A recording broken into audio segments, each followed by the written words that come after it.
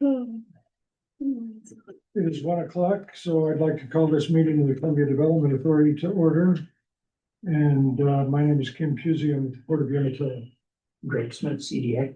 And or legendary Umatilla County. Bob Block, Port of Umatilla. Lisa Millsdorf, Port of Morrow. Emily Collins, CDA. John Schaefer, also with the legendary Umatilla County.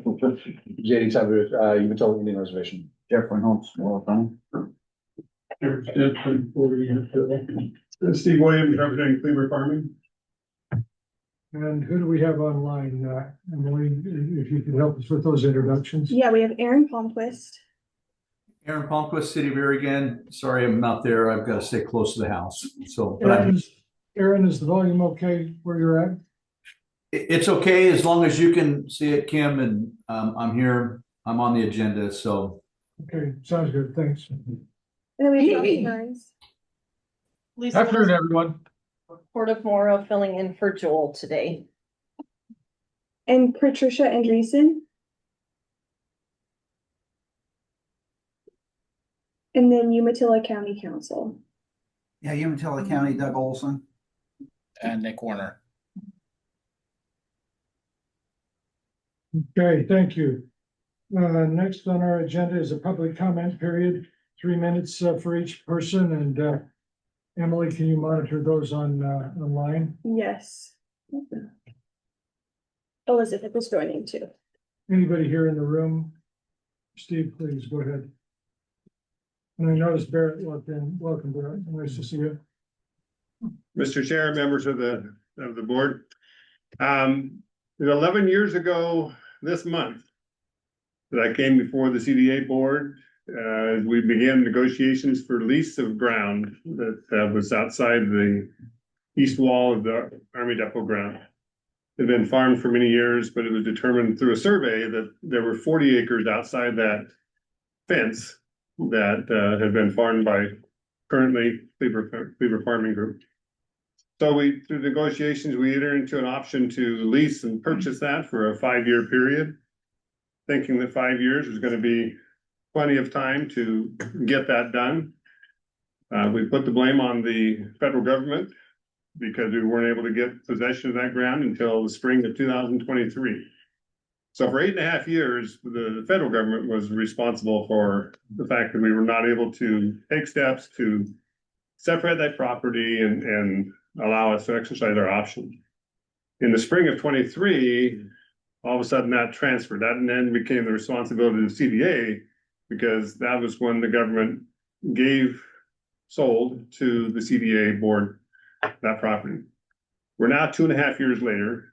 We're working on our third lease with the option to purchase that. We've paid our option price back in summer of 2023. We'd sure like to see that, as I know it's on the agenda today, talk about leasing it for an additional period of time. But we'd sure like it to see it come to completion soon. And that's going to involve the members of this group working together, I think, to resolve the issues. Many of you know that I'm planning on going to Panama for the winter this next month. And as I've studied and learned about living in Panama, I understand that tranquillo is a very common thing. Says relax, take it easy. Mañana doesn't always mean tomorrow. So I'm maybe working with this CDA board is preparing me to be ready for that when I'm talking with the folks in Panama. But we do appreciate the opportunity to work with you, and we just hope that we get closer to the point where we can truly option that or exercise our option to make that purchase. Thank you. Thank you, Steve. Always appreciate you and your patience. Anyone else?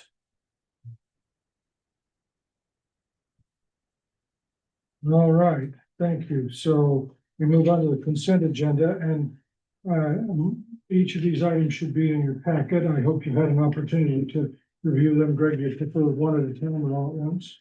Your choice, Mr. Chair. Okay. I am looking for a motion on the consent agenda, and my preference is to do them all at the same time, unless you prefer to do otherwise. So.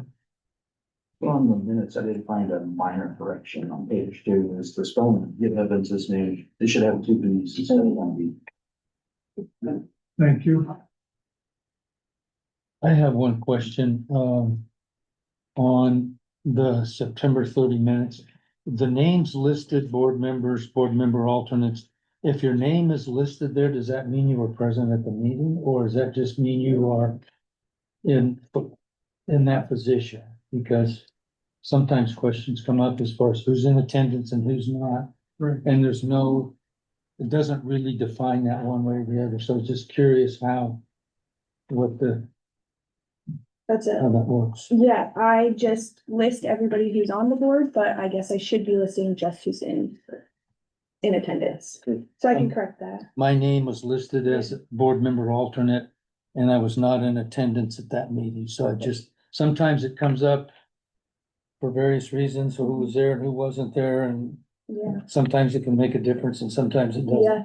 depending on what litigation you're working with, but anyway. Good point, Bob. I wasn't here either. Yeah, I don't think there's a. So in the body of the minutes, that would include the introductions of, correct? Yes, So the introductions would indicate who was absent and present. What introductions? previously I've left the board members off, Yeah, which, there's no board. so I should correct that Okay, to include them. Okay. You refer to item number 1, straight below you were looking on those minutes. Yeah. So, call to order introductions.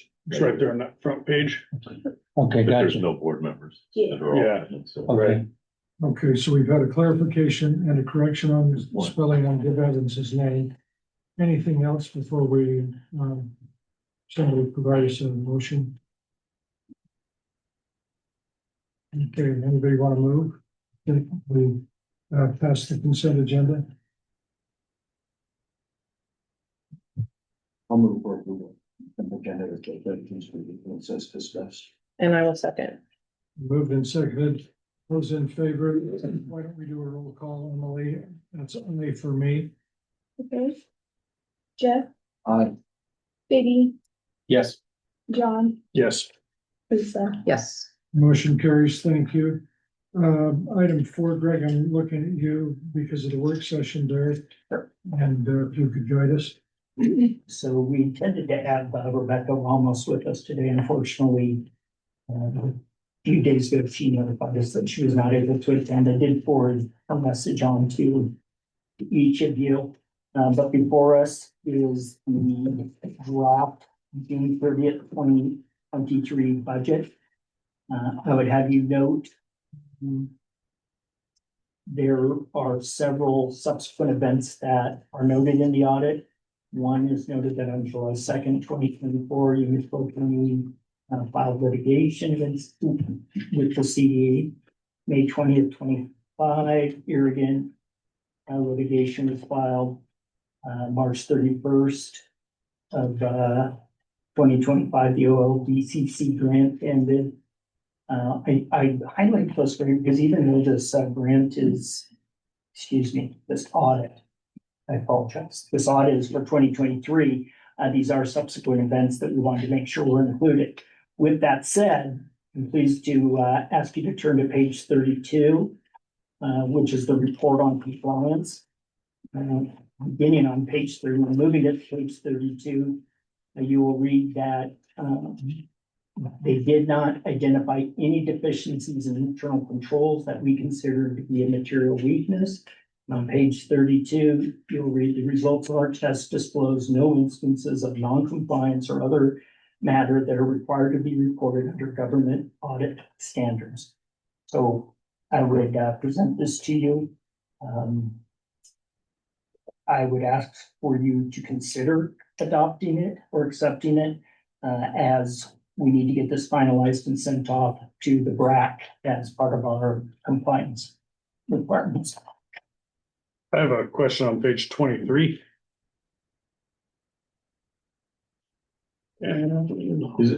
Is this a different one? The one that I received had a draft of Wait, this one? 9/16.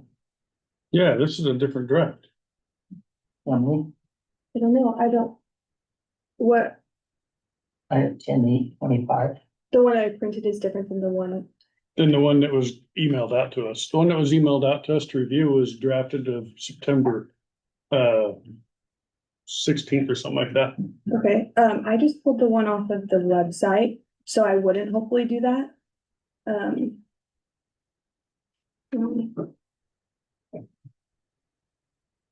Is there a material difference between the two? Yes, John, you're on what page? well, the 23 on my page is different than 23 on this page. Okay, so you're not looking at draft of 10-8? No, because I'm looking at the email Greg sent out Oh, Friday. okay, Greg, so that probably. And you just attached a draft to that email. Correct. So Rebecca, after we last reviewed it with her, she sent over this final draft and she said, this is the draft to attach to the So agenda. the printed one in the binder is the one we're That's going by. Yeah, that's the John, can one. you identify what page you're talking about? Well, well, now I don't know, because I haven't reviewed this draft. I reviewed the draft that Greg sent out for us to review. So my pages are gonna be different and there's gonna be a lot of differences, so. We all have the same thing as you in the packet. In this. Well, in the packet, I just sat down, though. I mean, I haven't seen this until 2 minutes ago. Okay. Was the October 8th, 25 draft, was that not sent to you? This is, no. No. This is the one that, now, You sent out one from September. Right, that's an email. right, On the agenda, you should have the current audit. So if you go online I got, and you hit 2023 audit report, it should come up as October 8th, 2025.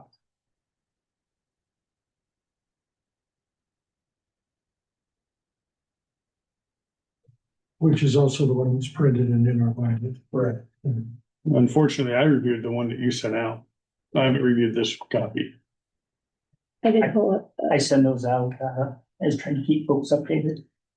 So I apologize, I won't do that again. John, is there a way based on the review of the one that was sent out that you can identify what your question is? Well, This is the one that I have it up. Well, without looking at it in detail, I have to go page by page, and that's what we did on the first one. All right. So, Can I just make a recommendation, that we hold off on approving this until we've had a chance to look at the newer version? I would agree with that. And Okay. So even if we have a special meeting, we could do it at that. let's move on. My intent was to have Rebecca come and present. Okay. And so we Okay. need to get this adopted, but that doesn't mean today. That would be great to have her here. I'd That like sounds to great. go over this one, If because there's, it's, if there's a concession, I mean, a Yeah. consensus to move on. Let's see that.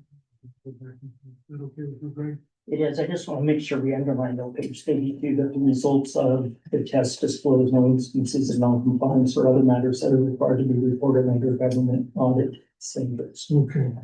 So noted, thank you. So to the best of your knowledge, Greg, is this the final draft that she would have for us? Because like I think everybody else here, I read the one off of your email, not knowing that there was an unneeded draft. And to the best of your knowledge, we're gonna have to comment on it, and she's gonna tell us that at a subsequent meeting. Okay. Yeah, and all I was trying to do was forward you information from the auditor, so you'd have time to read it. No, that was appreciated. I Yeah. think that the problem is that we didn't realize that there was an updated draft. yeah, And without knowing what those changes are, I understand Yeah. what John's concern is. exactly. If Thank you. Rebecca was here to explain what had changed from the two drafts, I think that, at least for me, would be a different story. Thank you. Okay, excellent. Thanks for your understanding and patience, all of you. Are we okay to move to the informational report screen? Sure. All right, so director's update, please. Just a brief update on the road project update. As of October 8th, the CDA and Tappanee have a fully executed contract. And on October 17th, the engineers had a pre-construction meeting with Tappanee. On November 3rd, we anticipate Tappanee plans to be on site and begin construction. One of the issues of concern as we proceed forward is there's a fiber line on the entrance. Right now, Anderson, Perry and Tappan are working to have that moved. And finally, we have, or are going to today file our fully compliance time for the project. With that is a check required of $7,400. I just want to make a note that Bob Walder and Elizabeth Howard have joined us. Is there anybody else that you can see that was not here when we began the meeting, Emily? There's a citizen. Okay, all right. Welcome to each of you. Go ahead, Greg. Umatilla County litigation update. Mr. Chairman, I'm sorry to interrupt, and Greg, my apologies. Going back to the road project and UEC's involvement as a fiscal representative for that, do you have any update for us on the requested items we had for a letter from the CDA outlining our involvement? Yes, you should be receiving that from IRZ Consulting if you haven't already. We have not, to my knowledge. Okay, I'll reach out to them and make sure that gets completed. Thank you. I just want to make sure that we're keeping up so that we're not holding anything up as the project moves forward. Appreciate it. Thanks, Josh.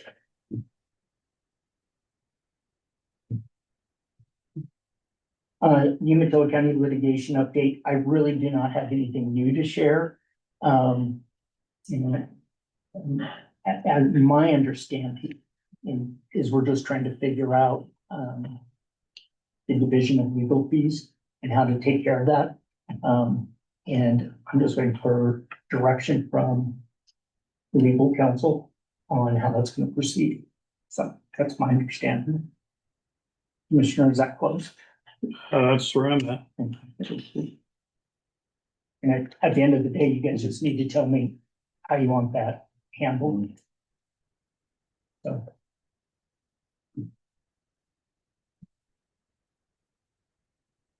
I guess one thing I could add to that, since we're silence meeting, is I did ask our attorney at Schwabe to reach out to the legal counselors of the respective parties and say, how do you want to divide this up? And have them send us a recommendation. So hopefully those folks will get figured out. That's all I have. Is this an executive session topic today? I did not intend it to be. Okay. Okay. Item number 3. Yeah, this is Oregon Rural Fire Protection District litigation update. As folks will recall from the previous meeting, there's a stipulated temporary injunction for the proceeding forward between Boardman and Oregon. We're waiting for a declaration on a summary judgment for Boardman. We did have a meeting with the 2 fire chiefs and their legal counselors, along with our legal counsel. The suggestion that I threw on the table just as an initial starting point was for tax revenues to be divided 75-25, 75 to Boardman, 25 to Oregon. And then collaboration as it relates to future enterprise zone activities. They were going to take that back to their respective boards. And we have heard from Oregon with a counter offer, if you will, proposal, in which actually Oregon would be, in their proposal, Oregon would be delegated a portion of real estate based upon a negotiation between Boardman and Oregon. This gets a little more complicated because they're looking for the CDA to weigh in on this. They're looking for the Court of Moral to weigh in on this. And at this point, I don't feel comfortable based upon the advice we're getting from our legal counsel.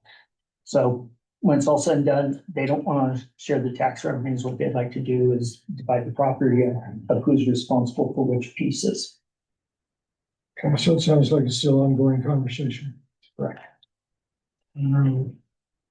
Cleaver Farms lease renewal. I'll just jump in here if you don't mind, Greg. Is it my understanding that the reason that we haven't been able to proceed is because we've got Liz Pendant hanging over us? I have everything, to the best of my knowledge, I need to transfer that property to members. When the Liz Pendant is lifted as the litigation concludes, okay.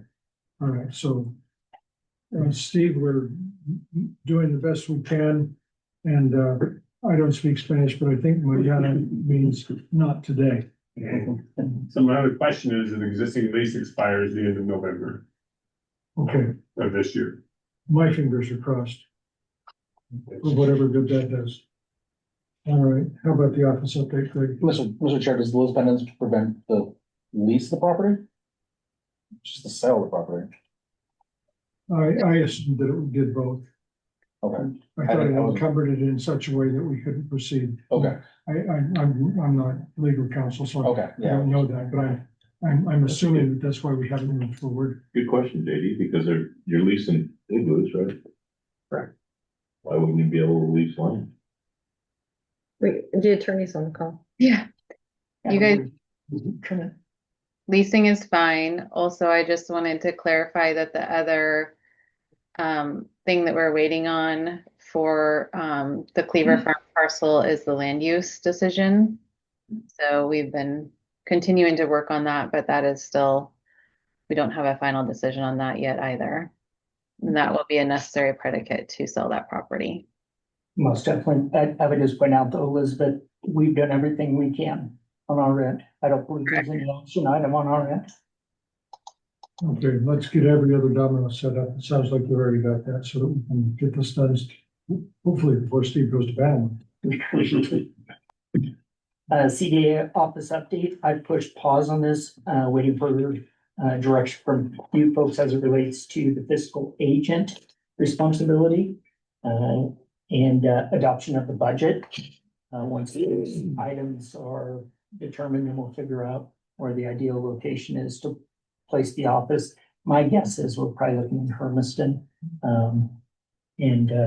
We're trying to find a location that will allow us to make sure we have material storage of records, plus a small meeting place at the end of the day. I anticipate we'll just continue to hold our board meetings in locations in Umatilla and Ottawa County. Okay, great, thanks. Igloo rental update. And recognizing the need to generate revenue, and the board has talked about this and has actually authorized the rental of vehicles. They did it, I think, prior to me coming on board. Lisa Kim.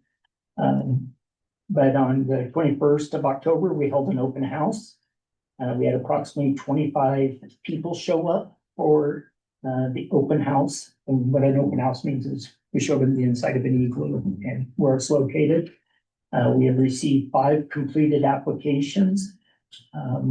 The rental rate is $300 per month with $1,000 down payment. We do require auto pay. And we require a $100,000 general liability insurance policy with the CDA listed as a loss paid me. So we're in the process of working through those applications. And once we get our first one, we'll notify you. We did have a television station come out for the open house. I thought that went relatively well. Great. I don't know if the rest of you have been contacted, but I was contacted by a general contractor and the 5 by 10 foot door was somewhat problematic and he suggested that given the expertise of the contractor, to make the door big enough and offset the cost against the lease payment. I hope we give our director enough latitude to do something like that, because if we've got an asset that we can improve rather than collect the rent, seems reasonable to me to do that. So, hope that we could see your way through to doing that as well. Did he give you a cost on that, Kim? He did not. We were very preliminary. The door was somewhat of a constraint. He said, if I could look at it, then give us a number back. And what would be great is if he could give us a number that would work for a whole bunch of them. Because there's got to be a sweet spot somewhere other than 5 feet by 10 feet. Well, we had this discussion a while back. I think I or Z actually recommended that to make it like a bigger roll-up door or something easier for somebody to open anyways. Yeah, anyway, this person is now available wanting something other than exactly what we have and willing to do that kind of work. So we should just have the ongoing conversation, I would imagine, what I'd like to see. Yeah, there's a model of this in Pueblo, which is our sister facility. in which they had a local contractor come in and modify the doors. Yeah, So, okay, sounds good. Mr. Chairman, quick question. The only question on that is like the access to the doors. Like, it's not like a regular storage unit where you can just punch in the code. Yeah. Like it's, I mean, you have to go through the military gate to get to it, right? Or not? sir, Okay. you come off of Interstate 82. Right. And Okay. then you'll come on down. What our intent is to start at the first igloo closest to the entrance Yeah. and work our way down. Also, the intent is to only release 10 out for right now. Okay. And the reason for that is I want to work through the bugs. Because Right, I'm yeah. sure there's gonna be bugs. Yeah, because I was just thinking access, security. I mean, yeah, so I just didn't know if that's where those considerations. We've been sharing with them, it's from 8 to 8 is access, no mining allowed, unless they're accompanied by an adult. And 7 days a week. Okay. Yeah, their property's now open. Yeah. It really is. The gate no longer is used for security. And so you've got contractors coming through there. Yeah. It's pretty open. Okay. And at the end of the day, it's public land now. It's open to the public. Well, Dr. Chair has other questions. I'm sorry, I had a question on the doors. Are those doors framed in concrete? So you're gonna have to, Solid concrete, it's not just, you know, make that door bigger, it's this. It's gonna be a big job. And our goal with this, should we get to 25 igloos, the approximate math on this will be about 120,000-ish. And then we're hoping to generate, but again, I want to start with 10, work through the bugs, and then proceed. The other thing that we're doing is we're limiting the lease terms to 24 months. Because I don't know if $300 is the right amount or not. I don't know. That's just based upon talking to local folks. And so once we have a little more history, a little more knowledge, then we can really finalize what a lease rate would be. A term could look acceptable. Okay, thanks. Industry visit. Yeah, thank you to Commissioner Dorn for arranging an opportunity for the Columbia Rail Group. It's a company out of Walla Walla, at least their business office is, to come out and take a tour of the rail infrastructure at the CDA. I don't know, Commissioner, you want to add anything more to it? Lisa was there. She's a smart one. Oh, we had a good visit. He hadn't been out there to see the condition of the rail or the location of the rail. He has lots of operations in the Northwest, so definitely a contender when someone's looking for rail services. Remind me again who this was, Commissioner? Dedelius. Paul or, Dedelius. Paul Dedelius, they're Columbia Rail.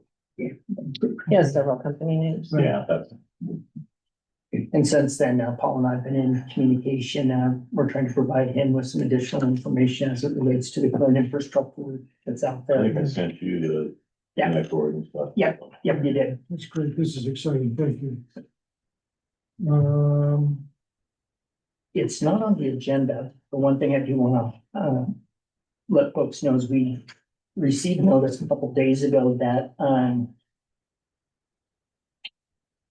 don't have his name, but the Corps of Engineers environmental team that's responsible for evaluating and reviewing the property for environmental cleanliness will be out in November.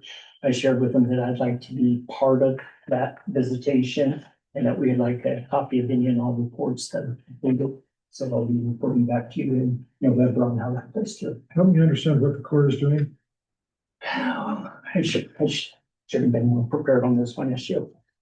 They're coming in as part of the overall agreement between the EPA, DEQ, the CDA, the BRAC, and doing random site analysis and doing random test holes to determine to evaluate the previous decisions they've made. Randall Schneider. Is that Randall Shadow, yep. who it was? Yeah, I've got the email up. Okay.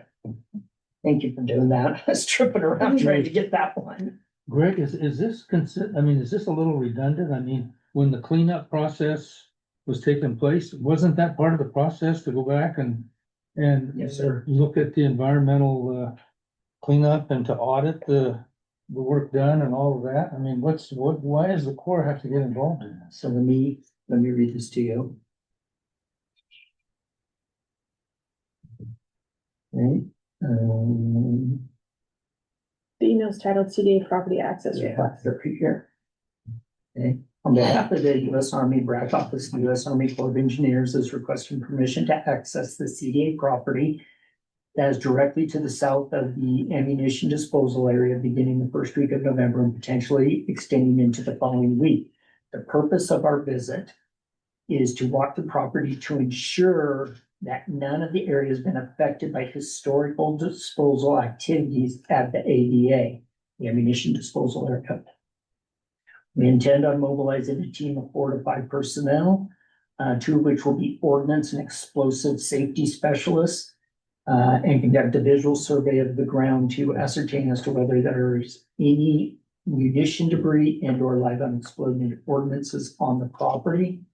If any unexploded ordinances are encountered during our visit, we will utilize the active Army component of the Yakima Training Center to properly dispose of them. Later, we are intending to remobilize and collect digital data, which will give us a better idea if there are any subsurface anomalies that may pose a threat to human health and safety. So no, there wasn't any process where those issues were addressed? They will. So My understanding on this is that there may have been locations where unexploded ordinances may have been underground, or the dust, the sand is blown off and they're now exposed, etc. And it's part of the requirement. The CDA authorizes them at their choosing to come out and do this exercise. You mentioned earlier, Greg, EPA, so this doesn't sound like it has anything to do with it, but have you had any follow-up at all on the contaminated groundwater yet? The most recent, when we were talking about basically the whale, there was discussion of there wasn't complete discovery at the time of the handover. Commissioner, is this what we sometimes refer to as the plume? Yeah, Okay. yeah. Has there been any other follow-up on that? No. And can you help me address that further? When we had the discussions on the water recharge, there was discussion that area was contaminated or continues to be contaminated.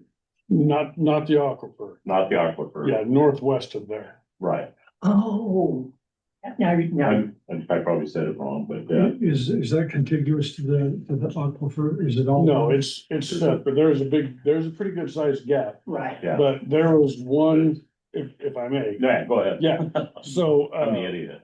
we had our hydrologists looking at the area and they said, no, that pump and treat, or sorry, no, putting water into that aquifer and then taking it back out would not impact the plume area. And I think you're exactly right, Kim. I think that's what they're calling it, is the plume. But there was one person who DEQ has contracted back out of retirement. He said, well, I don't like your data. And they said, well, our hydrologist said, we've been studying this basin for over 20 years. What it's like, here's the data, here's everything that's like. Can't put my finger on it, I just don't like it. Oh, do you have science to back it up? No, I just don't like it. So then DEQ said, well, our guy won't sign off on it, so we're not gonna sign off on it. And then OWRD said, well, DEQ didn't sign off on it, so we can't sign off on it. So that's why we couldn't put water into the body of the whale. That's why we had to go underneath, going down Walker Road instead. But the question was, my question is, that land is supposed to be handed over to us clean and certified, and so if that's the issue, why is that even a thing? It's a great question on the water issue. Let me visit with Fred. And see if Fred can come address that. Maybe we could have a session sometime to talk about those two respective areas, because it was your intent to do the recharge in the aquifer that is not affected by the plume, which this retired expert is coming back out saying those might be contiguous.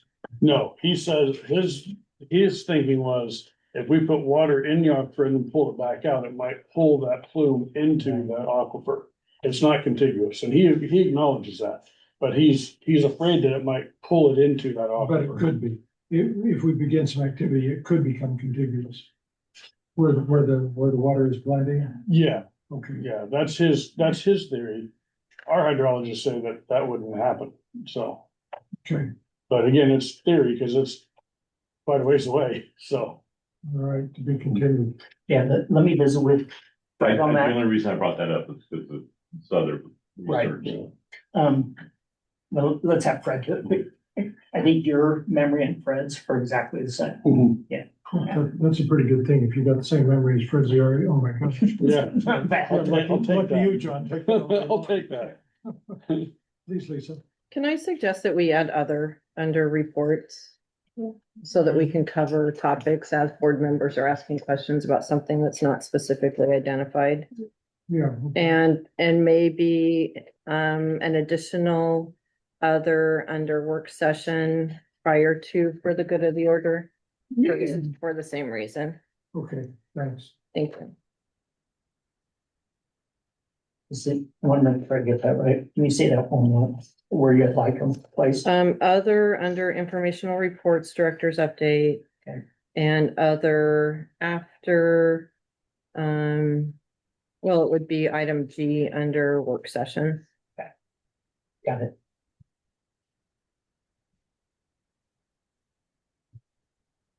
Can I ask a dumb question? What's a plume? Is it a body of water? What's the long-term solution to fix this? Well, according to the documentation we have, the plume is just like it's underground where they disposed of the munitions and the chemicals. And there's like underground, there's like some toxins in the ground that it's the plume, it's a defined area. And the documentation we have from the Army, they said that this would be cleaned up by 2023 or something like that. And here it is 2025, and it might have been before that. But it gave a timeline when it'll be cleaned up by. We're well past that timeline. So, and I can get that timeline to you. I don't have it off the top of my head, but I know we're well past it. So has there been any further response from the Department of the Army on how they're gonna take care of it? Not that I know of. So can I help a little bit on this? Please. Thank you, Elizabeth. Commissioner Schaefer, I'm guessing that you all have this, but if I'm understanding the correct area, that area was closed with contamination staying in place. And then so the way that the Army resolved that environmental situation was they said, we've got basically the environmental contaminants contained, and we're issuing a no further action letter, but it requires sort of certain steps to ensure that we don't sort of disturb that pollution area into the future. So that, and Commissioner Schaefer, I'm sure your folks have that, but if you don't, we could get that to them if that's helpful. And I think that was the closure of that environmental issue, and that had to occur before they could transfer the property to CDA. Yeah, if you don't mind emailing that to me, I'd appreciate it. Yeah, and there's an encumbrance on the property that was transferred to CDA to ensure that sort of that long-term maintenance and protection to prevent that pollution from spreading would continue to occur. And I think when Greg was talking earlier about the site visit from the Corps, that would be probably connected with that, ensuring that we're staying in compliance with that provision as well. So yes, I will email that to you. Thank you. Yeah. All right. We are Item B, are we there yet? We're on 6A, 6A, okay. and this relates to the fiscal agent.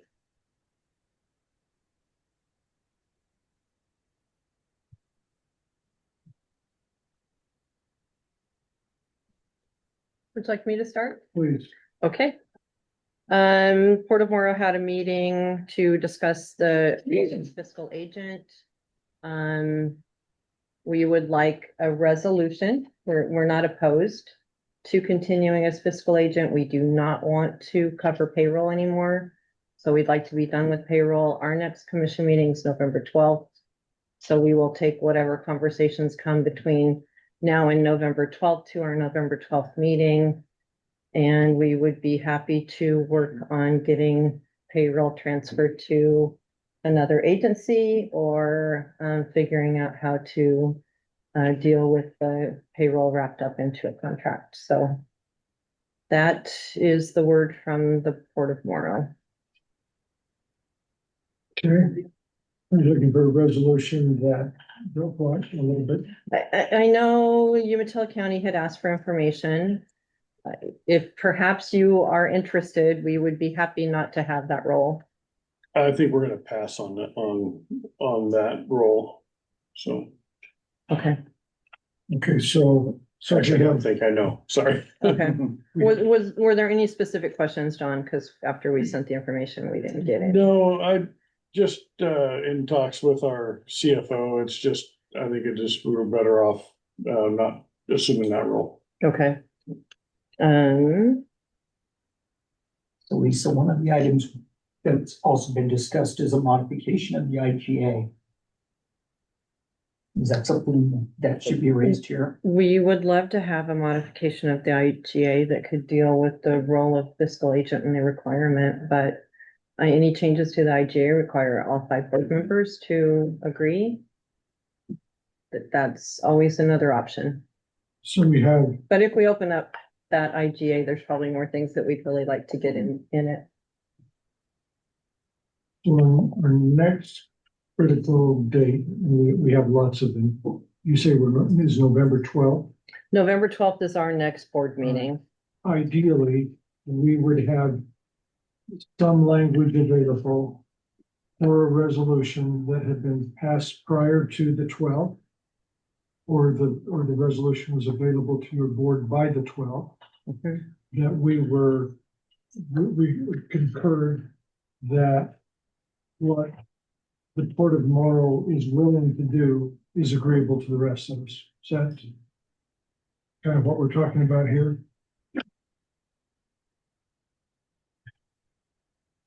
So, I would anticipate between now and our next regularly scheduled board meeting, that there's gonna be a need for a special board meeting. And this fiscal agent will need to be part of that conversation, and then also, going back to the need to, reconsider, the 2023 audit report. We're going to do that. And once everyone's had a chance. to since we're talking about dates, Port of Umatilla Commission meeting is on the 11th. So if there's gonna be language on a resolution that we'd be asked to vote on, I'd need to have that to my commission by the 11th, so they've got time to consider that as well. So apparently we have a lot of work to do between now and then with Elizabeth and others, I'm guessing. Can I ask a quick question, Lisa? And I know you said it plain, I'm just a dumb form. So Would say that. what you're saying is the Port of Morrow is willing to continue as the fiscal agent, but not as the payroll agent. Correct. Okay, So we would be willing to act as a fiscal agent, Got which isn't really defined in the IGA. But we would expect that we would be managing any state or federal grant opportunities. And the day-to-day business is currently being done by an accountant, bookkeeper hired by CDA at this time, so that's not changing. And at some point, I think Greg will go through the expenditure report here. Yeah, Yes, would you like to, sure, go we ahead. need to do that right now? Okay. I can pass something around. What tab is that? Yes, please this way. Except it's just.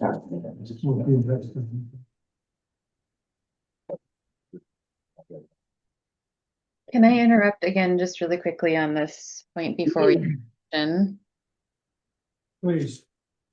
When we do pass the motion, or when you guys consider the motion for appointing a fiscal agent, I think it would be super helpful to define what we mean by that. And just so we have clarity on that going forward for the board and future board members. Elizabeth, would we need to make sure that we have the job description done and those type of things before we address the fiscal agent's clarity? Not necessarily. But we would for the payroll portion of it. Yes, so you will need to have a plan for payroll. If the Port of Morrow is no longer handling that, you'll need to have that in place. That would make sense. Yeah. Mhm. Okay, thanks, Elizabeth. Yeah.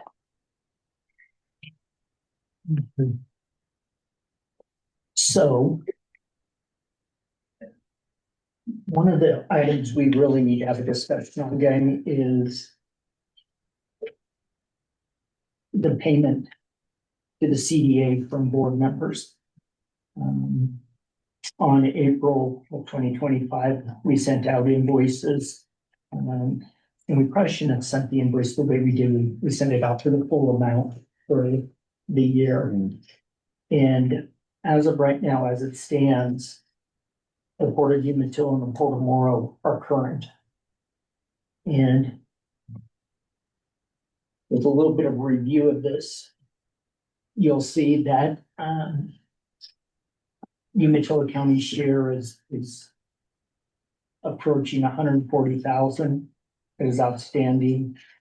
Morrow County is approaching 121. However, Commissioner, I'm sure that at some point you and Lisa need to have a conversation as to how that would work.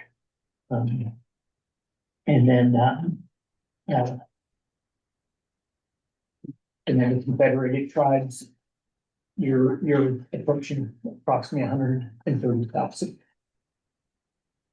Where's that out here? That's what I was just gonna ask the same question.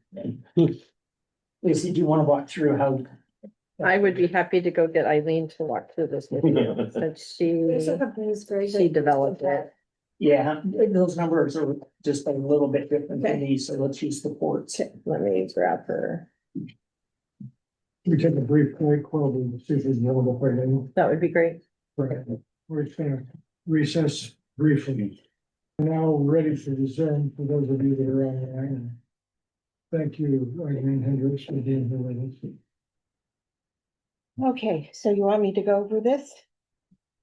Okay, so the top part is what is still remaining as match that you've all been billed for on the grant. So the highlighted amounts still owing from the tribes, 33,081.06. Morrow County, 2431.26. And Umatilla County, 40,157.97. If you need further breakdown on that, I can provide it, but it's been provided previously and I did not include that. Okay, expenses that we paid outside of the grant. We've paid a number of legal fees that had to do with, what did that have to do with, Lisa? Acquisition of the property. Right, I don't know what they were doing exactly, but, and so we put that in the Port of Morrow category. Okay, Which then one's the, I'm sorry, which one's the Port of Morrow category? the one that says PLM at the top of the column. So just to. Halfway down the page. So everything up below the highlighted, this is a separate thing. Yes. This is like one tally and this is like the second tally. Correct, Okay. correct. Understood. Okay, so the amounts at the bottom, okay, those are the payments. And we are assuming that those are our expenses. We don't know whether they really are or they're not. But we wanted the work done quickly and we authorized them to do it. And So, that's the total of 159,970.25. correct. Okay. Okay, then the next group were invoices we paid that were identified as Umatilla County litigation. Those totaled 23,919.93. Then there's some invoices we paid to our attorney, which we assumed were our cost, and so those came down into the Port of Morrow category. That's the 2722. Yes, 50. yes. And then there's the payments we made to Granite Construction for the Oregon Trail site improvements, which we have, to our knowledge, never agreed to pay in total. So we put that in the shared column. Okay, then there was the 40,000. Stop here real quick. Yes, So I thought we had a resolution where Morrow County paid for the igloo site or the trail site improvements, and Umatilla County was the Morrow County or the explosion site. I was not in any of those meetings. I don't know. What I've been told is there were assumptions, but no agreement. So for right now, that's why that's in that other column. Okay, the Baron Liebman, I thought it was Lieberman, but anyway, that was approved by the current CDA board, the 40,000. Okay, all the payroll items, that is all the payroll that's been paid for CDA staff since February 25th. And those are at the, 25th of this year. yes, 25. yes. And those include a 42% fringe amount. So the 42%. I'm sorry, say it again. 42% fringe. It's the amount that we've been charging on the payroll since 2015. And our actual rate is 51% is what our cost of employees are. But that's the 42% that we've been charging since that date.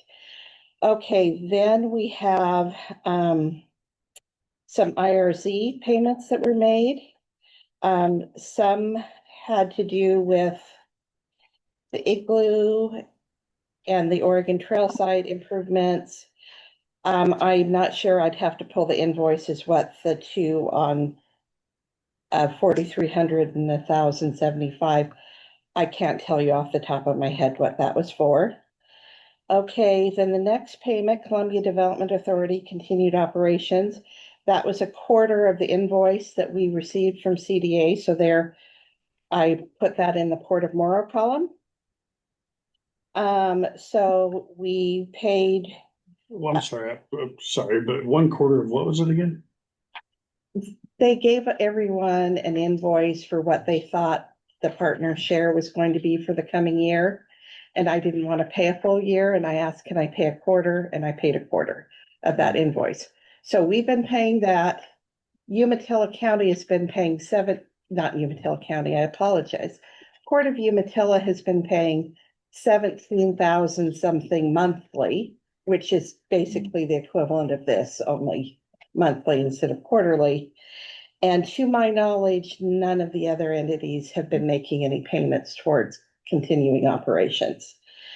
Then we had the final cell phone bills for Emily and Greg.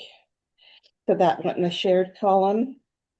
The final month's lease on the office space here, so that went in the shared column. I don't know who's talking. There were some final visa charges that came through on Greg's visa, so those went in the shared column. So we are saying that of these additional expenditures that we made, we have 486,371.87 in the shared column, which 1/5 of that would be 97,274 37. So that's been the continued operations of the CDA. Oh, man, otherwise I gotta go, go camera.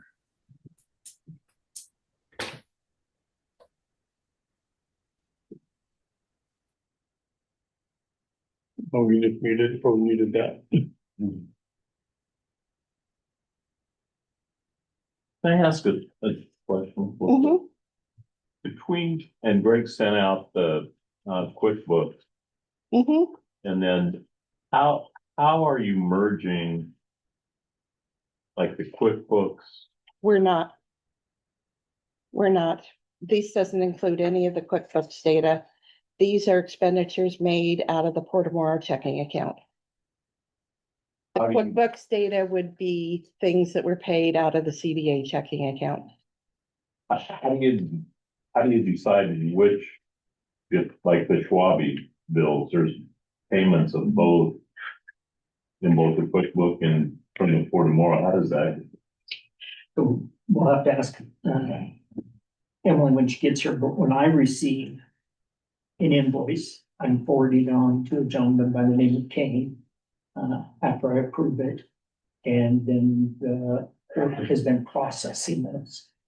The Schwabi bill you're referring to, when Emily arrives here, we'll have to ask her why that is and how it's been corrected. Okay, I believe that Port of Umatilla is handling theirs differently. When they get a Schwabi invoice from CDA, they write the check to CDA.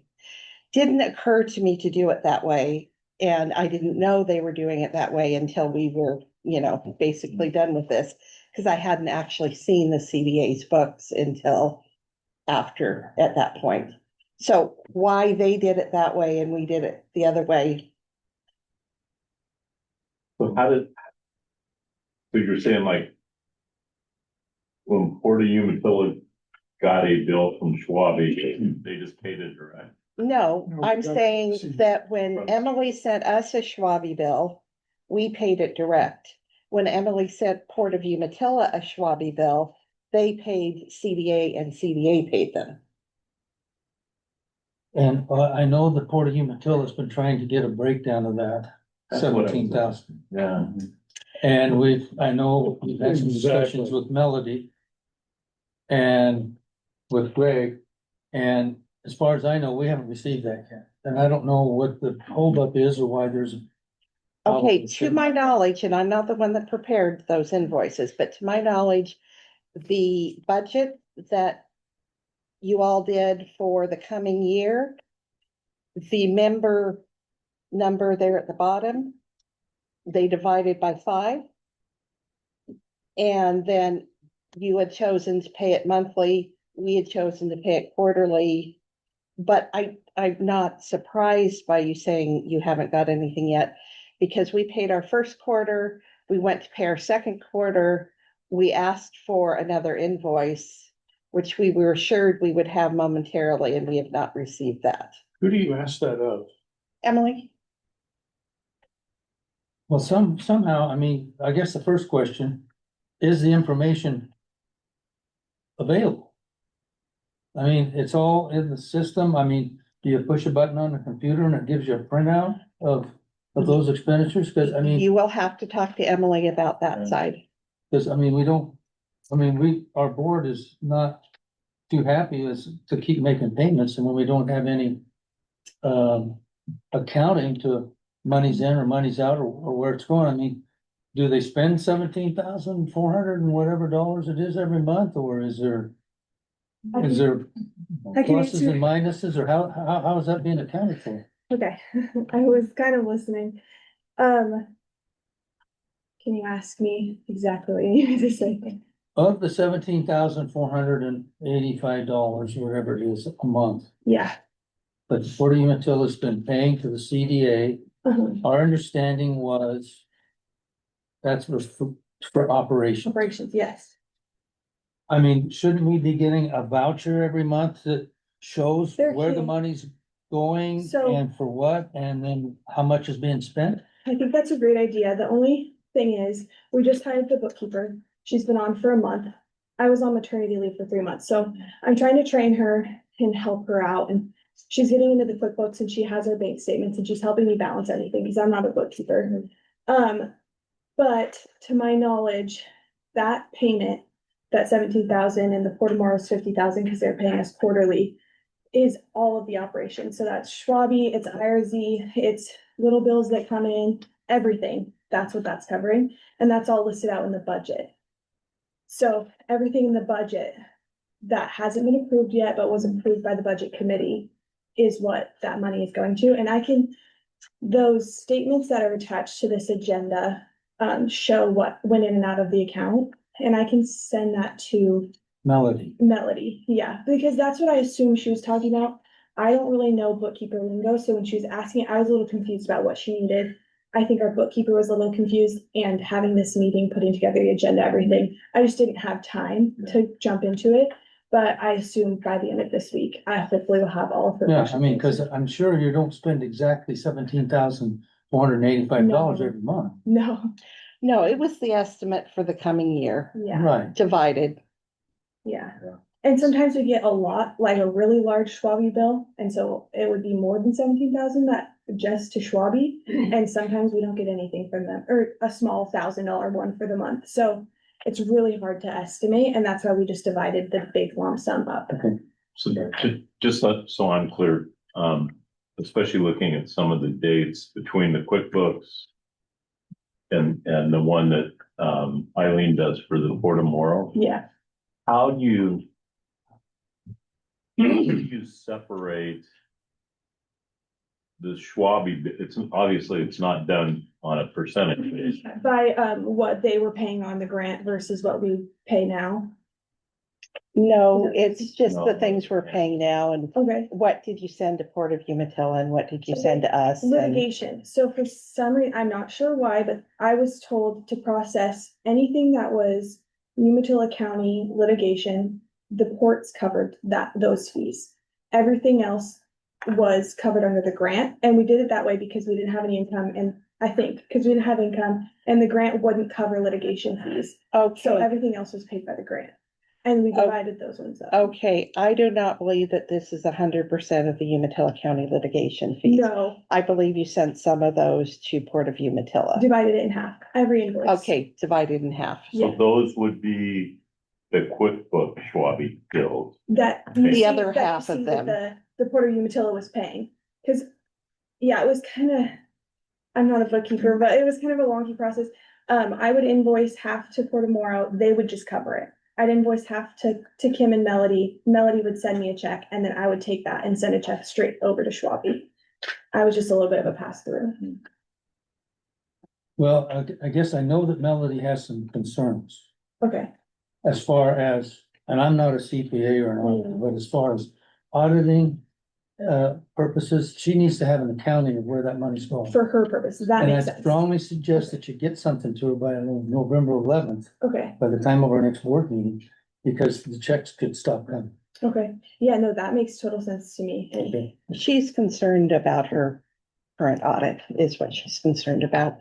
And for the C2R, so I just received an invoice on the 26th for $54,363.35. so we. On Thursday, that says it's due by Friday, but I don't have that number anywhere here, except for the operating agreement for the 2 months before. Yeah, so that number is the budget. Yeah. And that's for this quarter, so there was Q1, we're technically in Q2, so that was us responding to Natasha's request for a new invoice. We went ahead and invoiced all the members for the same amount for the quarter, other than Port of Umatilla, because they do monthly. Yeah. And it should have came straight from our QuickBooks account. So Yeah, it's not and itemized. And it came from a venue that I've never seen before. Yeah, On QuickBooks, it's all, that somebody just got a bill, so. yeah, But, and to add to that too, and the reason why we didn't pay is because when our accounting started running the numbers, they weren't matching out. Okay. On the match rates and everything else like that, so I think Jody was talking to Eileen about that and thought we had some understanding where it was, but we didn't get any finalization. Cause it was like, they're great, because we didn't have a detail of where funding was coming from. Okay. And so the conversation was like, well, where's this difference and why is this a requirement of an overmatch on this, on the 10% and as part of the Oh, grant? no, that is different. Okay. That's all grant related. Grant would be correct. And if you look at your grant document that you all approved Yeah. last year, the match is no longer 10%. It was really weird. Yeah, Okay. look at your grant document and look at the budget. And what it was it had to do with the fact that they were approving pay rates that were not consistent with prior years. Mhm. And how they did, I mean, you look at the match percentages and they're all over the place. I have no idea how they calculated. That was done. Who's they? When you say they, yeah, thank you. Yeah, that was CDA staff and OLDCC. I'm sorry about that. The old CC grant was 10%. Okay, the old one was, and the minute I saw the copy of the new one, I emailed Debbie and I asked her, because I've been told that eventually the match was going to increase, because they were gonna pay less and less. And I'm like, why is this match so weird? Mhm. And she said, she immediately sent me back the emails between her and Tim Roberts from OLDCC. And like I said, made no sense to me. I was not privy to any of the discussions, but, and I'm happy to send you copies of those emails, and I think I already Yeah. have, but I would Well, be happy because- to do that. Yeah, because I think that was part of the conversation is so we can get ours to match up. I think Jody sent you an email from our finance and said, where's this matched up? I think we got like a 1 sentence response and said, this is related to the CDA staff's salaries. It is, and it is, so if you look at the grant document and you look at the budget and you look at the match, it's gonna tie exactly to those percentages. Right, and I think then Jody had a follow-up question on we wanted that summarized, like what's the difference between what the grant requirement match was versus what the requested match was, because it was an overmatch of what the requirement was requiring. I don't recall that, Okay. and I apologize, No, but. yeah, we were just, Mhm. yeah. This is a required match from the OLDCC grant, and then it kind of compounded with a bunch of other stuff, and then I don't have, and this is part of getting into the budget, is I don't have money allocated to my board to pay for this yet, so that's why I can't authorize paying for it, and I can't do that until I take the budget from here to my board to get the board of trustees to approve it, and then allocate funds to fund it. So Okay, I'm but stuck this in a- is all previously approved. Some of these dates are Last after- year. Some of these are after the 1st of July. Well, So we can- absolutely, we can yeah. have it for the 1st of July, But, yeah. but the expenses were incurred and someone had to pay them, so. Oh, no, I get that. We paid them. Yeah, and we want to make sure we're moving forward. I mean, that's why I've been bugging about the budget, is because I can't get money authorized by the board of trustees to pay our portion of it until we get the budget finalized here, so I can take it to the board, so then we can allocate money based on that budget. And so, and I have the same question, and our finances have the same questions, is like, if we can't get when we get this just a random, we get an invoice, but we can't tie it into anything and show where it's actually going and how it ties out, then it just kind of gets locked up. So that's where we've been locked up too, similar. So, I don't suggest, and for those of us that have been paying, we've had an assumption that if an invoice comes to the CDA, we are 1/5 of the CDA. I think that's where Lisa and I are thinking. And my understanding is that as soon as there is a property sale or lease, what has been paid in will be reimbursed back. That'd be a board decision, but I would encourage that. Yeah, okay, so that's why we've been paying. Well, I know why we've been paying, but I think we need to have some accounting. We need to have, monthly, I mean, we pay monthly bills every month at the court, but we have a voucher here. Here's where this money went. Here's where this revenue came in. And so, I mean, we need to have some accounting, other than just a budget that hasn't been approved yet. I mean, I don't know. Hey, Mr. Chair, and I absolutely agree, and I brought this up before, is that the sale of land, transfer of land or whatever, doesn't necessarily, it balances the books, but it doesn't fix these accounting questions. And so that's what, I mean, the county questions still have to be answered and finalized, Thank you. regardless of whether or not we have surplus funds to pay for them. I mean, Yeah. so. When, But the bills have to be paid. Right, I absolutely agree, and we're more than happy to pay the bills, we just wanna make sure, that we can't make ourselves tie out. No, I meant CDA has to pay their bills. And it should be pretty easy to Yeah. tie the bills back to the invoices that we've received, so. when the accounting gets sent to Port of Umatilla, could we also get that same accounting, see what? You the need to be bills- looking over here. Okay. That's not me. My intent is to send out like the voucher of what was paid with the next invoice.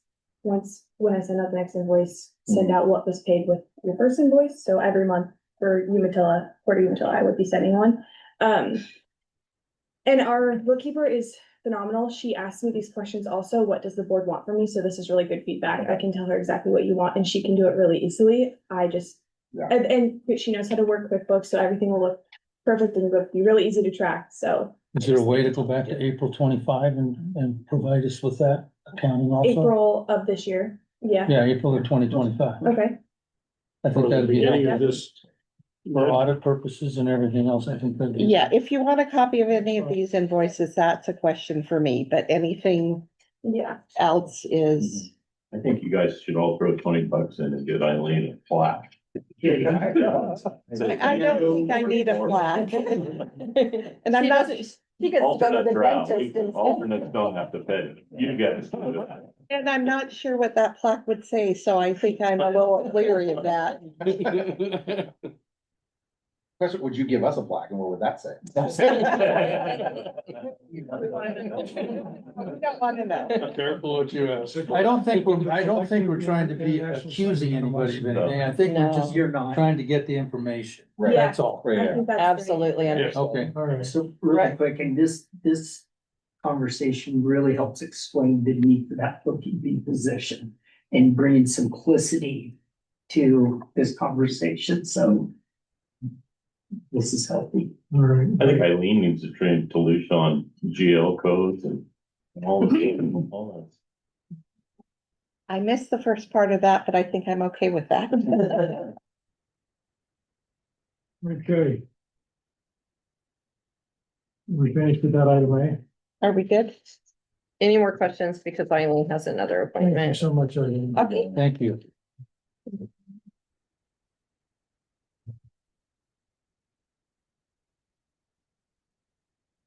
I'm hoping these other items are less complicated. Perhaps.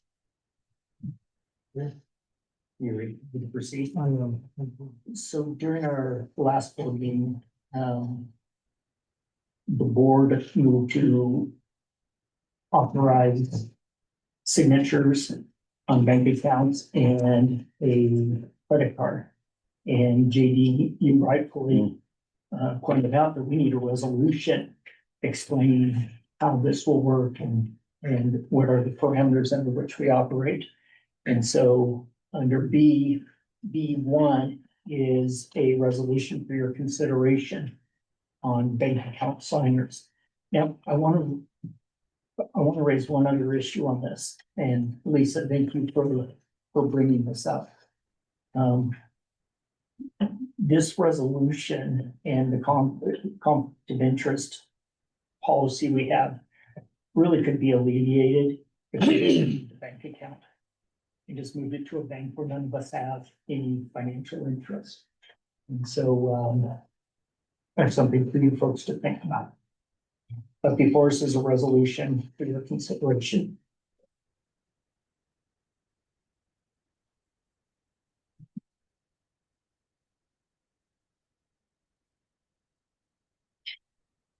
I guess I would like to talk about that just a little bit.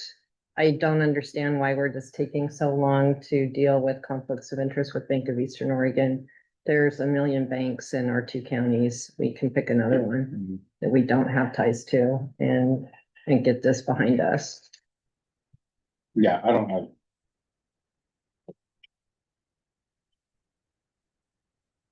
I just know I have stacks of documents I have to sign. For all kinds of disclosures, something like that, just kind of holding that. The only other, Mr. Chair, sorry, the only other item, so I spent quite a bit of time trying to go through the handbook. I can't remember the other documents we got. Travel meals, credit card policy, and the employee handbook, and and I got kind of some internal conflicts. I'm happy to share these, and we'll get more of that, especially with specifically in the credit card oversight. It's like the proposed handbook requires monthly reconciliation, documentation for CDA credit card use. The credit card policy adds personal use prohibition and automatic wage deduction for misuse. Issues, there's procedural difference. The handbook delegates reconciliation to the executive director, while the credit card policy does not specify who oversees the executive director's card use. So there's just a little bit of it just needs to be kind of finalized on that. And then clarify the board treasurer or board or chair reviews the executive director's credit card transactions as the travel policy requires for board approval for director travel. So anyway, I just want to make sure that there's, yeah. And that's just part of fiscal management requirements. It wasn't internally consistent. So I guess maybe the question is like, does the resolution solve that, or can it solve that with another resolve, or do we talk about that when we get to the credit card policy or the handbook? I don't know the answer for you. Okay.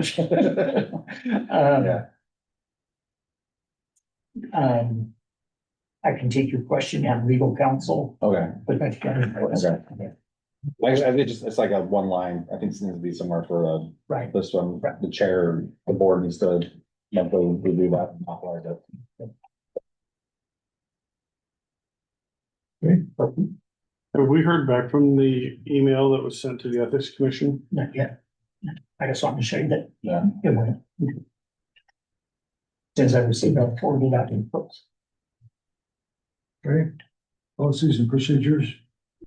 Well, We're looking at some of that. yeah, so I want to make sure everyone has had an opportunity to see the most current updated CDA policies and procedures, the ones that have been previously adopted.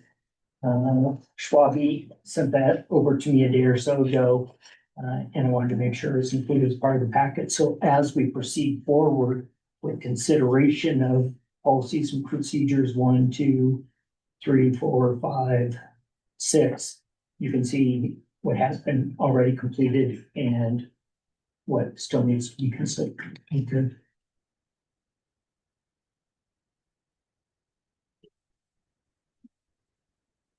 Questions or comments about that for any of you?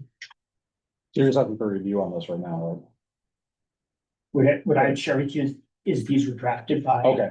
by legal counsel, Okay. and they're just for your consideration.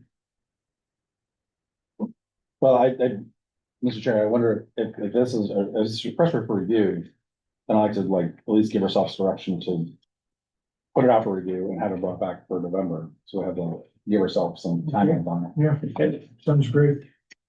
Or December, or how, I'm just. Yeah. Well, I would like to put a date on it, like November, December, not just however long. Our next board meeting. Okay. Yeah. Very cool. All right, so it'll be on the agenda for the next. Yes, sir. Okay, sounds good. Does that get us to D? Budget approval? And I believe this is just been eating me for 30 days. JD, I just think this. Yeah. So, Yeah. I mean, I wish I Yeah. had some great excuse. I just Yeah. forgot. Yeah. And so it's now on here. And Mr. Chair, so a question that I had on this, and so I went through my notes, and the notes that I have is that the budget committee approved it, but it did not get, because we went back. The board didn't approve it. So the board needs to approve it, so then I can take it to my board and get it approved, Right. and then come back with an allocation. I think For we myself. should propose, approve, adopt, so it was proposed, then the budget committee approved it. What we need to do today is adopt the budget, is that correct? And then you'd be taking the adopted budget back to your board. I can vote to tentatively approve the budget. I can't vote to approve the budget because I can't, that would encumber my board to my board of trustees on funds that I don't have the authority to do that. We might be talking past each other. Yeah, Past each other. For the procedure that the special districts go through, we propose a budget. Then with the assistance of the budget committee, we approve the budget. And then there's a period of time that adjustments can be made. If no adjustments are made, then the budget is adopted. And I think that's the stage we're at, are we not? Or are we in the adoption stage? Does that help? It helped. I think I'm fine on that side, but the problem is like if I vote, and if we vote to approve it, I mean, it basically encumbers the board of trustees to make an allocation. And I can't vote for that yet until I have authorization from my board to vote for it. So my board hasn't told me to vote for it yet. Okay, so To vote yes on it. so we could either do a 4-1 vote, Yeah. hypothetically, or we could give you additional time, whatever you prefer. And maybe the question is, and maybe to the other is, does anybody else need to take it back to their board's formal approval and for allocation of funds? Because I can't vote for it to obligate my board without them reviewing it first. I don't think we need to review it as well. But I think, yeah, So it sounds like the budget needs to be, the approved budget needs to be reviewed by the various entities. So what can I do to help advance this process? Because we had our board meeting in June. The comment was, we need to push pause so we can take this back for the boards. And then I genuinely forgot to put it on September. But that was the direction in June. So what can I well, do? and so I went back to my notes, and so in June it was approval by the budget committee. Correct. And then there's a blank in my notes, because it'll be up on for the next board meeting in order to be able to finalize any kind of changes. Because there was, I think, a handful of changes that were discussed at that meeting. It's like, we approved this tentative on this. Yes. I don't think we ever received those, or if we did, I didn't see them, but then we didn't have a June, July, and August meeting. And then it wasn't in September, so now we're in October. And so we were waiting for those edits. And then when those edits were done, and so we had a finalized budget, we could approve the budgets to go to our entities for review. And then I'll get authorization to vote in favor of the budget and come back. And so that's why I'm still stuck on, I think we were waiting for those, there was a handful like little tweak edits, Yeah, I sent remember? them to Paul, Yes, and yeah. to you. The Yeah, yeah. final one, I don't even remember what month that was, after Yeah. the board meeting. But that's why the budget committee Yeah, approved the budget budget, committee approved, but the board did not. board did not, we were gonna review. Yeah. And then now the board approves tentatively upon approval from board members' boards. But isn't That's the what I budget committee made up of the board? I was just writing that question to Emily right now. So if the board, so the budget committee approved it, the board, in essence, voting members of the budget committee, isn't the only thing left to do is to adopt it by the board? I think so. I mean, I don't know. I think one of the caveats, though, was that we all brought it back to our respective boards for approval. And I think, So what were you needing from this board in order for you to take that to your board, JD? it was that this is done, because I think my understanding, we did get the edits, but then it wasn't. And maybe I was being over procedural, because it wasn't like finalized and approved by the board by the CDA But board. you're just saying that you can't approve this as a board member until your board Yeah. back home approves it. So you're kind of in a loop there in my mind, if I'm understanding what you're saying. So Well, the back to loop- my question is, what do you need from this board in order for you to take this back to your board and get approval? So when you come here, Yeah. you can vote yes or no.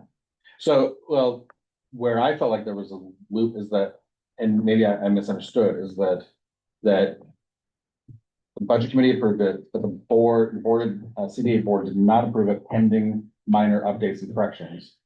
And that we were gonna review that in July, send it to our committees, or send it back home. But that didn't happen, so I didn't get a formal approval. But you just said that that you vote sitting here as a board member here can't vote for it. Well, the question was to tentatively send it to tentatively approve it and send it to our home committees. Just a note, all edits and everything, the final budget is what's attached right now on the agenda. So that is, yeah, It's all what? that is, every note, every change from that last budget Yeah. committee is what's in the agenda today. Today's agenda. Yeah. Yeah, in today's So what agenda. we're asking for today is the adoption of the budget. Is that correct? Correct. And what I'm hearing from JD and John is that they need to take this back and get authorization from their home board. Right. Before you would have authorization as a CDA board member to vote on. Is that correct? Correct, well, and I get what you're saying, cause cause I remember the June discussion was like, I need like, we're all good with it, we're tentative approval, send it to our home boards to review and appropriate funds as necessary and bring it back for final approval. That's what I was kind of hanging myself on a little bit, wasn't that? Yeah, I can see where you see it, because it was a tentative approval from here to be completed with it, and then come back and vote on it, and I'm good with the budget, I just need to have it has not been reviewed before. I was gonna say, you need authorization. Yeah. Yeah. And that, cause I need to also have the board allocate funds in order to be able Okay. to fund our portion of So it it. sounds like you need authorization. John, do you need authorization, or we just need that time? I would imagine we would need to look at this. We would have to do it Yeah, at our November 5th meeting or yeah, whatever. cause we haven't had a board meeting since this came out. Okay. So, It would be, we would do it.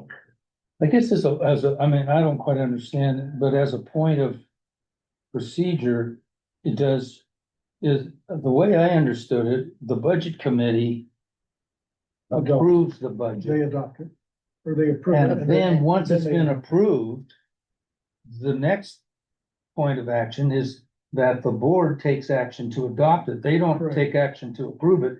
That's already been taken by the It's budget been committee. done. It's The been next action proposed that the and board would approved. take would be to adopt it. I guess they could adopt it with some modifications if they decide to do that. But Yes. they don't need to approve and adopt at the board level. I thought it was just adopt. Is that? Adopt and appropriate funds. Yeah. I mean, there's Propose, terminology for you the resolution. propose, As you far as approve, how the Oregon you have statute, some time to do the tweaking, which we've had. And then you move to adopt, and that's what Greg is asking for. so JD, I don't think your board is committed to this until it's adopted. No, So if you have We're an committed- opportunity we're to go committed- back to your board to review it Yeah. before it's adopted, would that satisfy your Yes. requirements with the board of I trustees? mean, we're committed on the IGA, so we understand we're committed on the IGA. Okay, But to actually have funding allocated for the next fiscal year, like I need to have a budget for them in order to be able to review the budget. okay. And so, I actually have a work session next week on this and a few other matters too. Like I think next Wednesday or so probably as early as the 10th, so that might have something to be able to get approved. So why don't we move the adoption to the next meeting? Very good. Okay, does that work for you? Yeah. I would think so. Sounds like you got plenty of time in there. Yeah. All right, commissioners, November 5th of ours, so. Yeah. okay. So, Mr. Chair, really quick, can I go back to policies and procedures? Whatever you'd like. I'm learning how the Oregon Government Ethics Commission operates. And these travel and meal and business entertainment policies could be of benefit to me. It should be past them one day. And so for the record, I'd like to declare conflict of interest. Or in the legislature, we say a potential conflict of interest. And that the policies and procedures as it relates to travel, meals and business entertainment policy, credit card policy, public records request policy, misconduct reporting policy board. Doesn't, or media policy, in one way or another, someone could construe it as benefiting me, so I just want to get that on the record. Okay, And But again, you're not approving these, I know, I Greg. just. We are approving these. right, I was just gonna say that, but the other thing is the job, once we get back to the job description, all that'll be wrapped up in there anyway. Right. So Right. as soon as, I mean, that would be the thing that would be, you'd want to get done ahead. To me, I don't know. Well, I agree. I do not disagree with you one bit, I'm just, Yeah, And I have my 4 pages of comments too, so.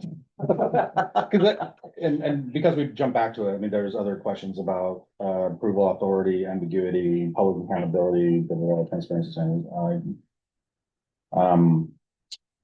Like the handbook requires CDA will not pay for alcoholic beverages, but in the travel policy, alcohol is permissible, is reimbursable if reasonable when third party is present. I mean, there's some like, and then there's inconsistency on the meal lodging standards.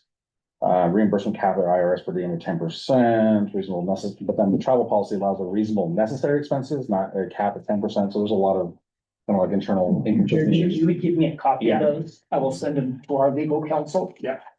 Perfect. Are you J.D. PhD? Not yet, but I'm Might there. not be working on that. Yeah. Yeah, because I mean, yeah, because it's on meals and lodging, credit over card our side, cash advances, approval chain. And these are all just inconsistencies between the different policies. And then ambiguities on policies include mission reference, third party entertainment, use of credit cards. And then areas of legal governance. Public records of clients, time records of employees. And authorization, leave authorization. Yeah, so there's, yeah, anyway, I got other copies of those. I will forward this. Okay, thank you. Do you have one, Jean? Yes. I could sell it. All right. Thank you for doing all that work. Are we now on to? My weekend. There's a testimony request. Yes, Mr. Spear. We are now on item E.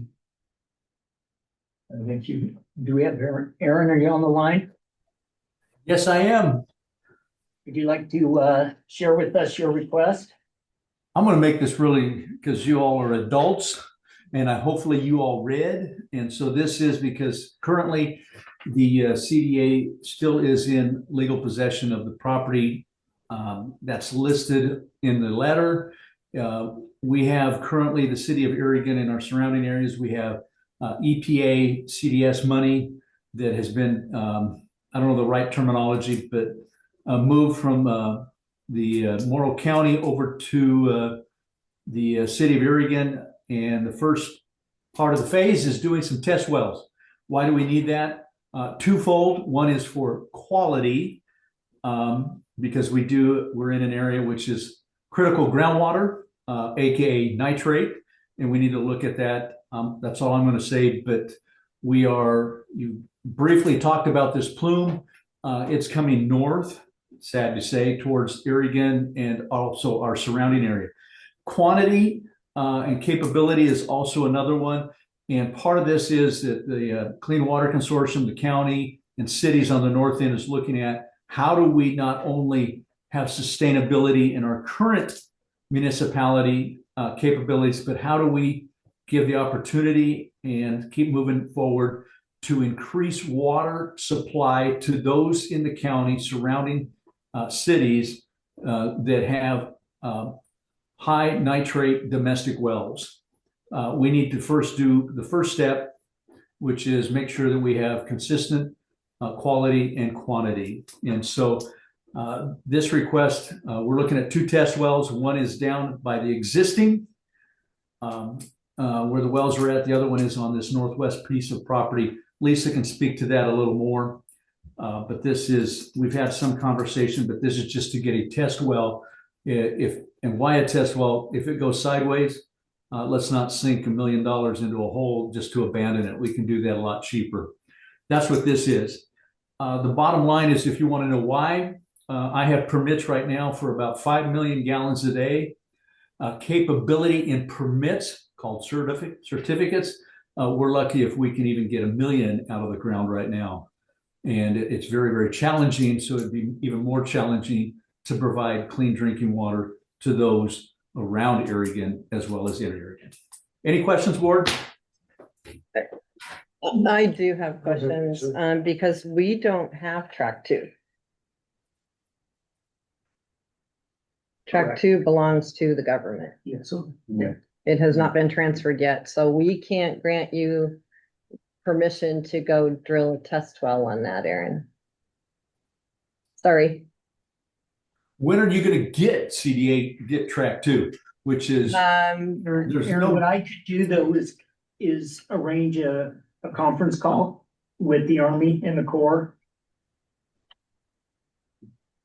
And I could do that in very short order. I'm open for that. Even if it still stays, it's a test. We're not going to get anywhere for it. This is a 2-year process in the statement of work where they're going to have to analyze it. The hydrologists are going to look at not only quantity and quality, but a lot of quality. because of where we sit in the critical groundwater, we got to make sure we're not just punching a hole to get water when it could be bad water.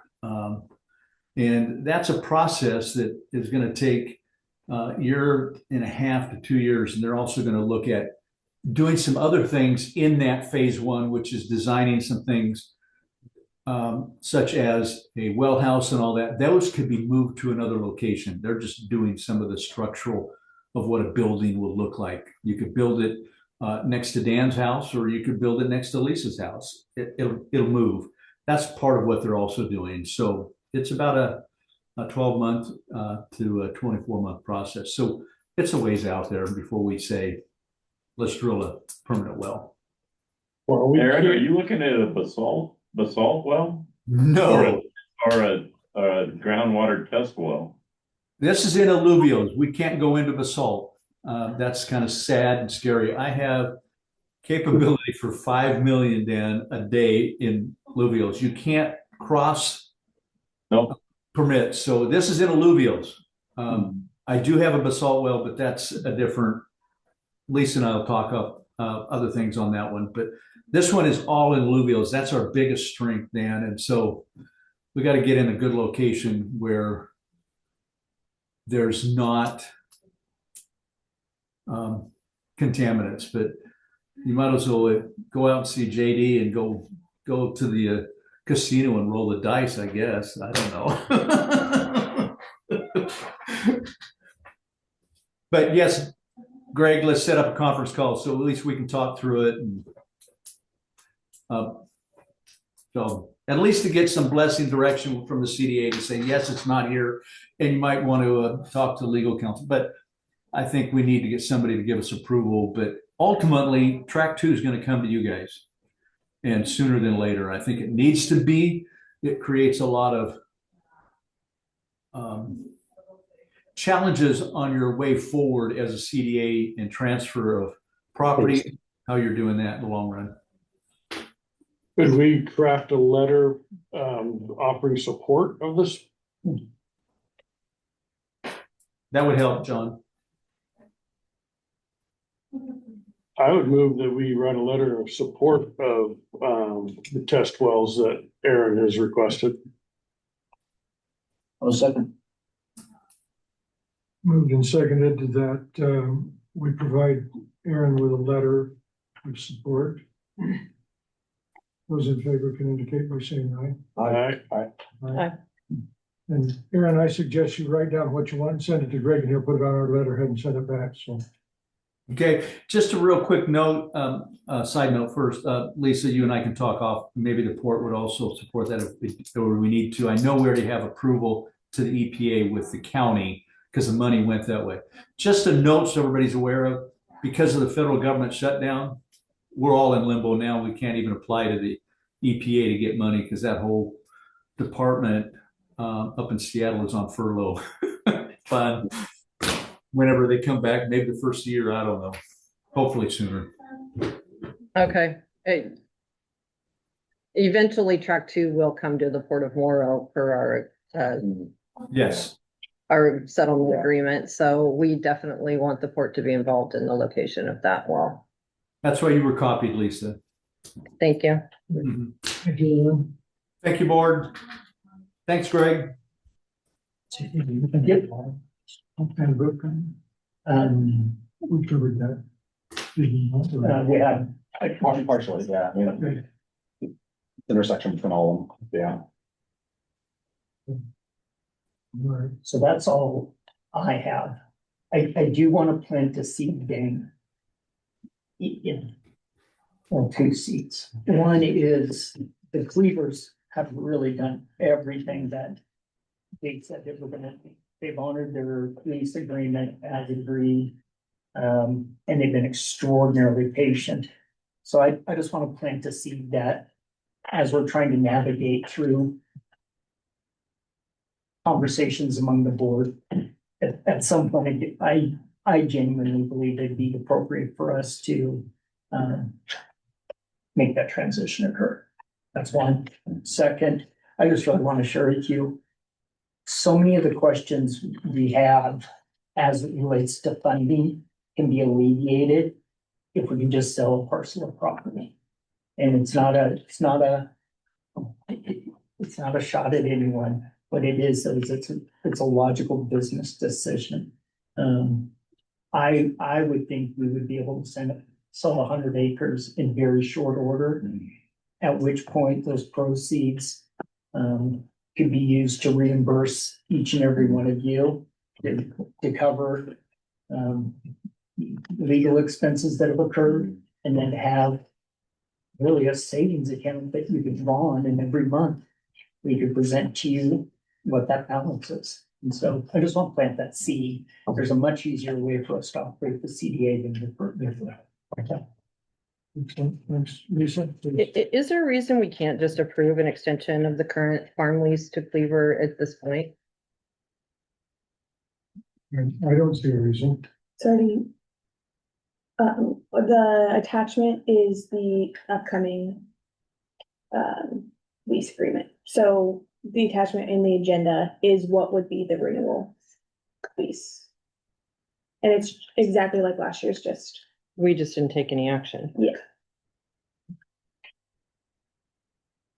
Steve, would that work for you? Oh, yeah. Okay. We won't know if there's an objection until we have. I'm looking for it, sorry. Yeah, it's under the farm, sorry, the packets are so large, the tabs are kind of funny. And that lease renewal is completed, by our legal counsel. Actually, it should be under informational reports, number 4, right? 5 informational reports and then A 1, 2, 3, 4. Mine is the fourth tab, Lisa. Oh, it was hiding behind fire, Yeah, sorry. sorry.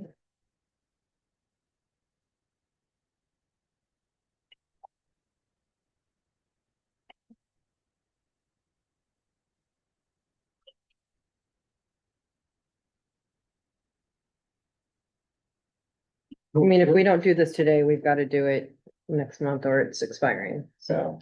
Yeah. Yeah.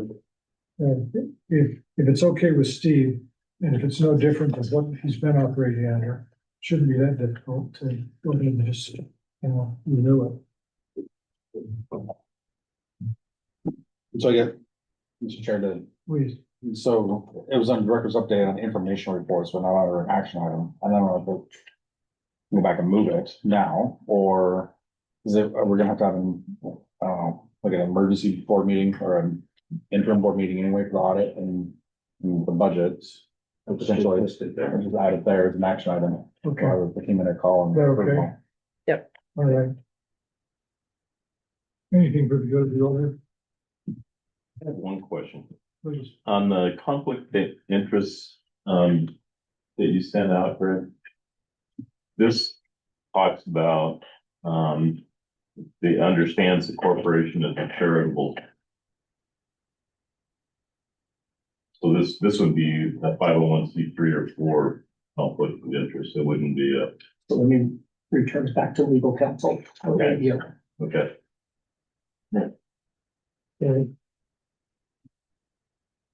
I'm looking at you to see if we're having an executive session. Elizabeth, do you think we need a executive session? Yes, please. Okay, One other quick thing, Jane, I want to make sure I take care of this. Are we under, for the good of the order? we're still under pretty good in your. Okay. We did receive notification from a Miss Kelly Doherty regarding, let me pull it up here so I can just read it to you. Read it.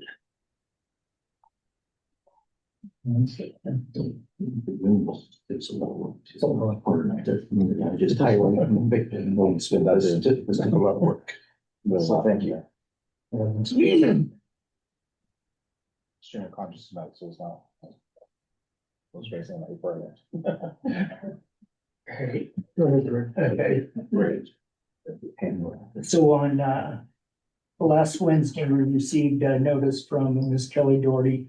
It says this is in regards to the advisory committee, the CDA board appointed to select a road project bid.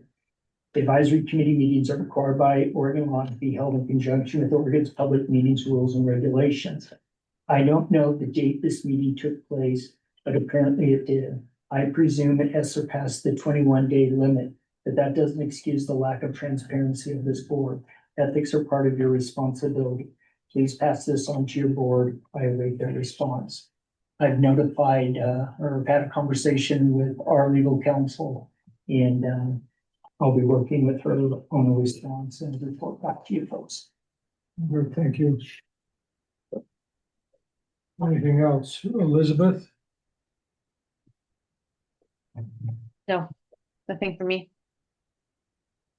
Are we ready for the executive session?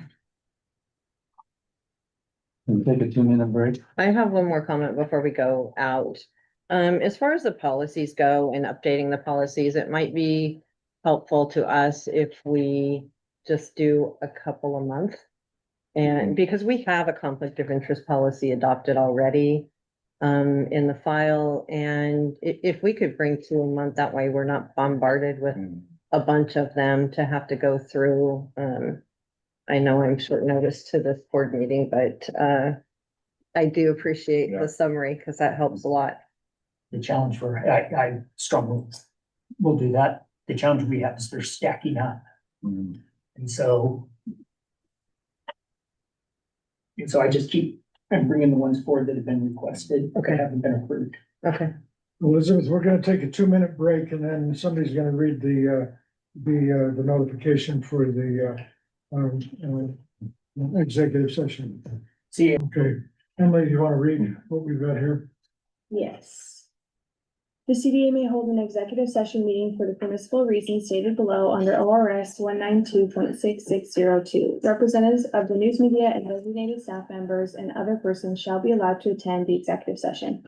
All other members of the audience will be asked to leave the room, or the CDA board may adjourn to another meeting room.